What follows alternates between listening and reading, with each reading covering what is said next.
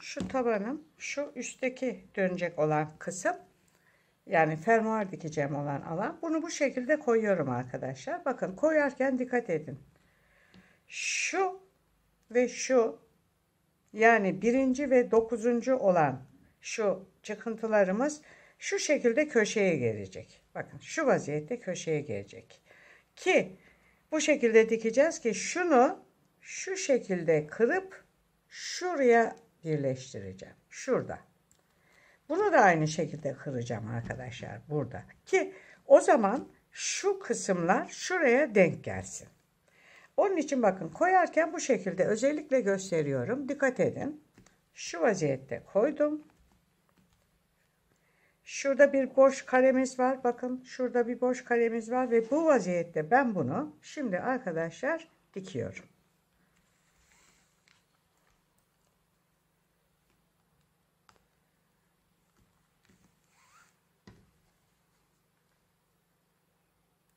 Şu başa kadar normal bildiğimiz yoldan dikeceğiz.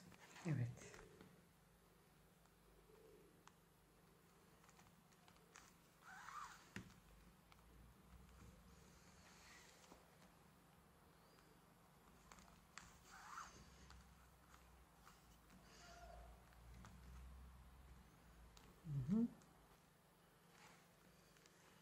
Evet.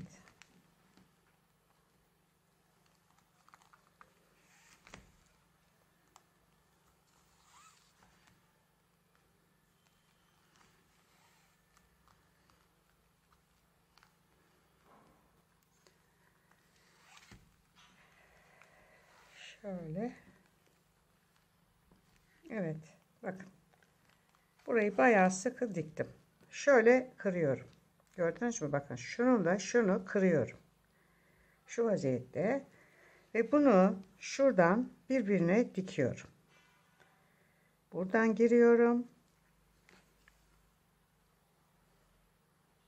Ve buradan şöyle.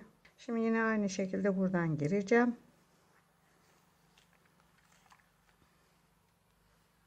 Evet.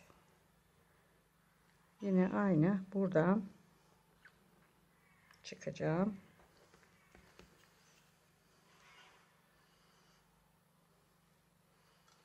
Evet. Şimdi bu köşeyi bakın şöyle kırdım. Şimdi bunu şuraya dikeceğim. Yani şununla şunu birbirine dikeceğim. Şöyle indim. Şuradan şöyle bu tarafa geçiyorum.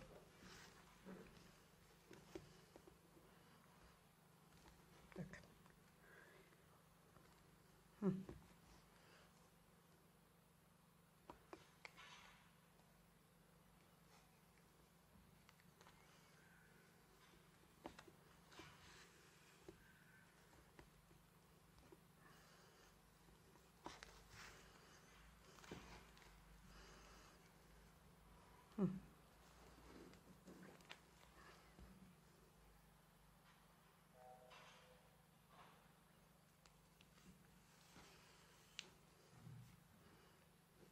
Şöyle yapıyorum. Bu sefer şununla şunu birbirine dikiyorum.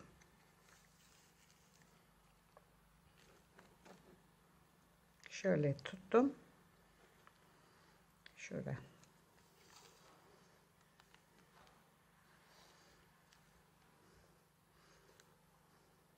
Bu kısımları dikerken arkadaşlar elinizi sakın bırakmayın. Çünkü ip gevşiyor.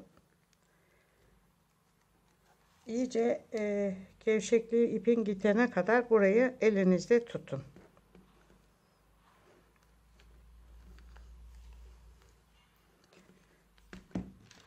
Köşeyi döndük.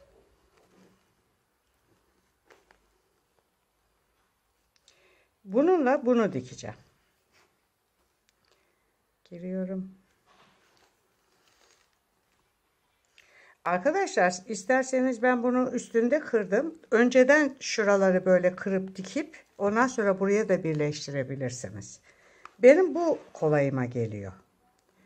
Onun için ben bunu bu şekilde yaptım. Şimdi şuradan şununla şunu dikiyorum.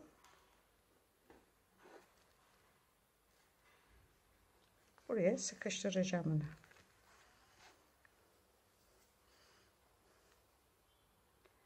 Evet.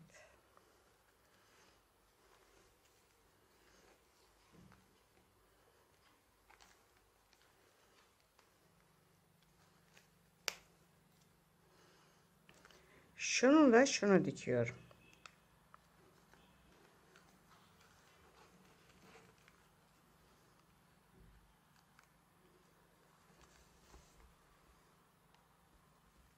Şununla şunu dikiyorum. Köşeye geldim, diğer köşeye. Dikkat ettiyseniz burayı çok sıkı dikmemiz lazım. Şimdi arkadaşlar şurayı dikiyoruz birbirine. Şöyle. Köşeye geldik. Köşeyi dikmeden önce şu ikisini şöyle yine birbiriyle birleştireyim. Bakın şu köşenin şu kenarı. Olmazsa arkadaşlar şöyle burada birazcık karışıklık oldu gibime geliyor. Burayı ben bu şekilde diktim. Şu kısmı önceden dikeyim ve buraya birleştireyim. Daha akılda kalır. Şöyle birleştiriyorum burayı. Sanki burada birazcık karışıklık oldu gibi. Onun için ben bu taraftan size yeniden bu taraftaki başı göstereyim. Ben ikisini de yayınlayayım. Hem bu taraftaki başın dikimini de hem öbür taraftakinin dikimini de hangisi işinize gelirse, hangisi kolayınıza gelirse o şekilde dikim yaparsınız. Burayı sıkıca birbirine tutturuyorum. Köşeyi.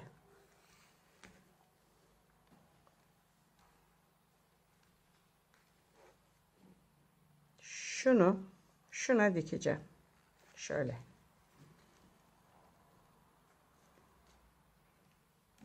Dönecek çünkü bu.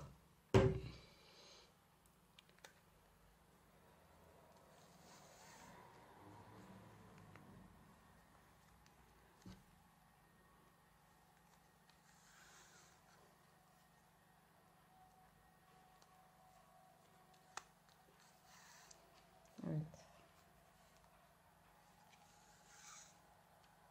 Bakın burada şununla şunu birbirine dikeceğim.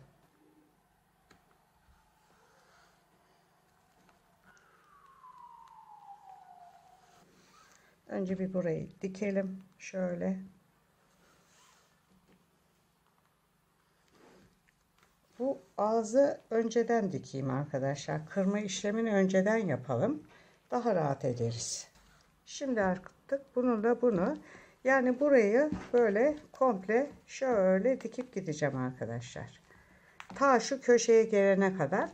Bu köşeleri arkadaşlar önceden hazırlayacağım. Şuraları, şunun ikisini.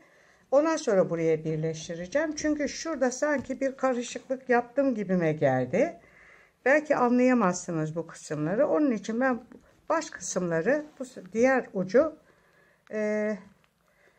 daha böyle önceden dikerek yapacağım. Şuraları bildiğimiz yoldan şöyle dikiyoruz. Evet. Hatta şöyle yapayım.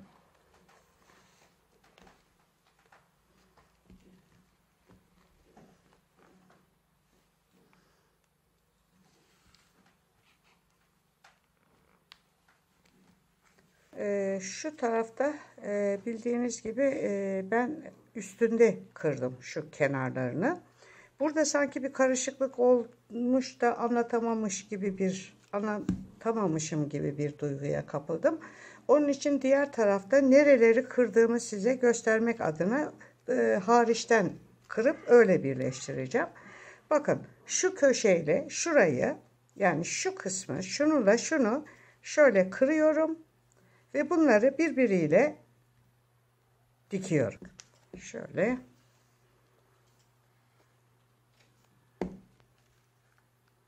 buraya dikiyorum. Sıkı dikelim arkadaşlar. Çünkü dikerken açılma ihtimali yüksek. Onun için mümkün olduğu kadar sıkı dikelim bu kısımları. Aslında şöyle yapın. Şu 3 tanesini dikiyoruz ya arkadaşlar. O sırada hemen bunu da dikin. Hazırlayın ve gövdeye daha doğrusu tabana o şekilde birleştirin. Bak, bu sefer ne yapıyorum arkadaşlar? Şu köşe, yani karemin köşesi, onunla hemen yanındaki sivriyi birbiriyle dikiyorum. Şu vaziyette.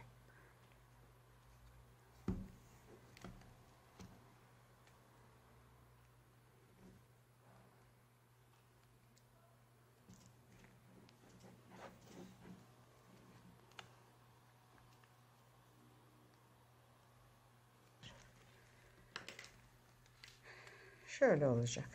Şu şekilde dikeceğiz birbirine. Gördünüz mü?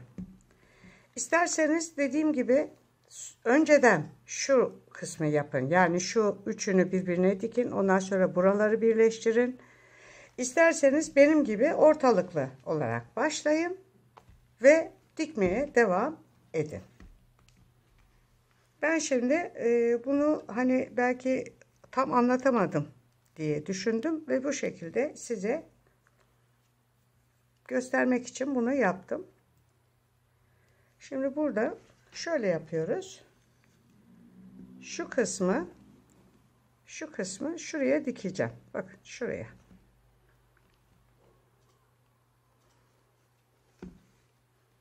Bakın şöyle.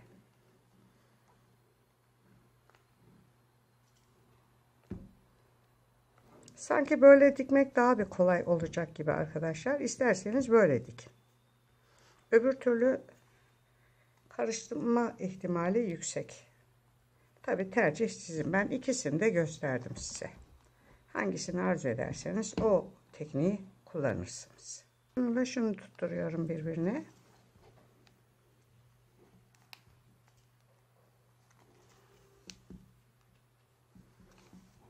Bakın. Bununla bunu. Şimdi bununla bunu.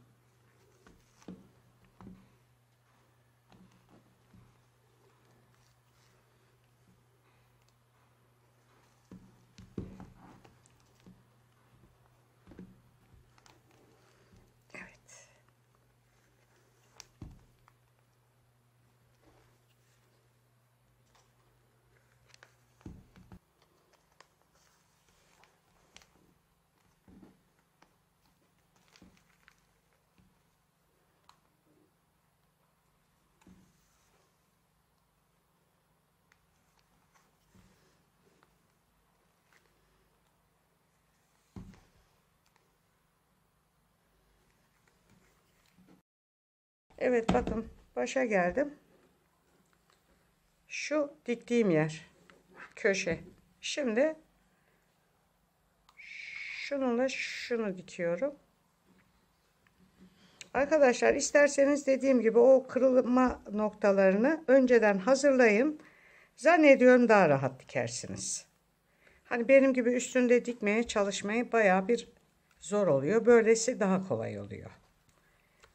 İsterseniz benim yaptığım gibi yapın, siz bilirsiniz. Şimdi burayı böyle sıkıştırıyorum.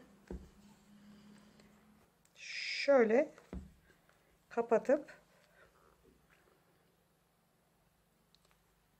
şuradan şimdi şununla şunu dikiyorum. Şöyle tuttum. Burayı birleştiriyorum. Şurayı dikeceğim şöyle. Şu vaziyette ve bitiyor bakın. Şuradan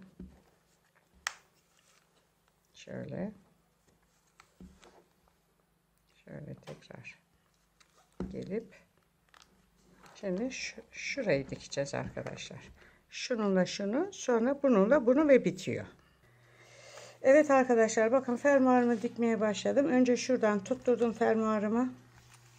şöyle uç kısımlardan dikiyoruz arkadaşlar. Fermuarın dikimiyle ilgili videom da var. Onu da incelersiniz. Nasıl diktiğimi görürsünüz. Ama size şimdi bir tane şöyle bir iki tane dikeyim. Şöyle fermuarıma giriyorum.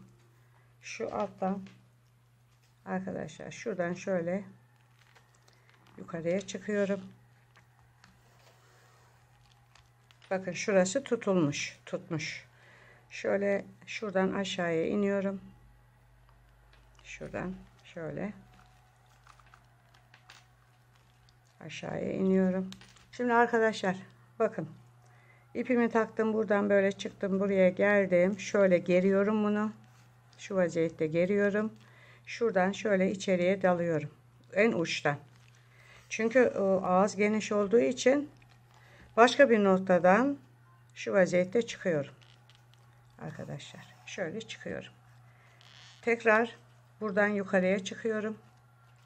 Buraya iyice sabitlemek açısından. Ve tekrar buradan aşağıya iniyorum. Şöyle alan dar olduğu için biraz zorlanılıyor. Ama önemli değil. Şimdi şöyle şuraya giriyoruz. Tamam mı? Şu vaziyette. Şimdi buradan arkadaşlar şöyle şuradan tekrar içeriye gireyim. Tekrar dışarıya çıkayım. Buraya iyice sabitlendi. Gördünüz mü? Şimdi buradan yine şu aradan şöyle yukarıya çıkıyorum. Şöyle şuradan aşağıya iniyorum. Şu vaziyette şöyle alıyorum ipimin ucunu. Şöyle çekiyorum. Şunu şöyle geriyorum arkadaşlar. Geriyorum. Ve şu en ucundan, şu uçtan şu vaziyette tutuyoruz. Şöyle şuradan tutuyoruz. Şöyle uçtan tutuyoruz. Şöyle. Buradan tekrar çıkıyorum. Başka bir noktadan. Ve şöyle tekrar yukarıya çıkıyorum. Tekrar aşağıya iniyorum. Şöyle şuradan gireyim. Çünkü o öbür taraftan yapamayacağız. Şuradan giriyorum.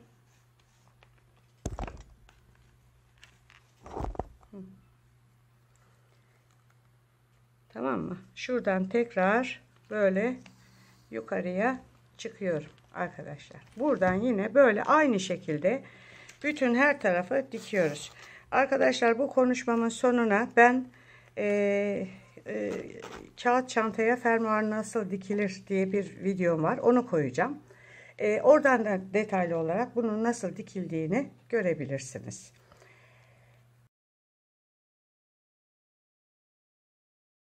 Arkadaşlar gördüğünüz gibi kalemliğim bitti. Şöyle ucuna da bir pompon yaptım. Siz başka bir şey de yapabilirsiniz. Arka tarafları şöyle alt kısımları düz. Uç ağız kısımlarını kırmızı yaldızlı yaptım. Kırmızı fermuar diktim. Şöyle uç kısmına bir pompon taktım. Rahatlıkla tüm kalemler her şey içine rahatlıkla girecek boyutta bir kalemliğim oldu. Videomu beğenmeyi, kanalıma abone olmayı unutmazsanız sevinirim. Bundan sonraki videolarda görüşmek üzere arkadaşlar. Hoşça kalın.